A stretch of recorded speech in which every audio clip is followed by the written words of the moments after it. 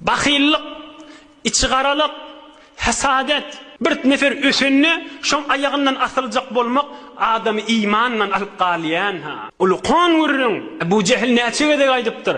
Muhammedin hakdygyny bilýän diýipdir. Taýfam başga diýipdir. Ýoksa iman getirerdim diýipdir. Anditýän hakşynqa diýipdir. Görüp otyşdanna. Bir öýde 5 dakykada musulman bolmaly. 13 ýyllap Allah'ın kelamyny okyp duqa, obasy näka adamla musulman bolana.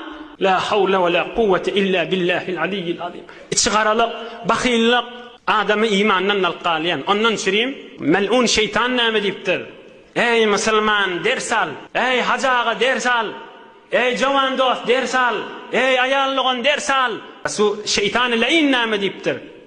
Bir adam bahil bolsa, bir adam musulman doganyny içgaralygy bar bolsa, musulman dogany ösünni gyn wurýan bolsa, görükçiligi bar bolsa, men şol adamdan gaty tamam ba, welewinki şol adam namaz okuysa onu men innemeýän diýipdir.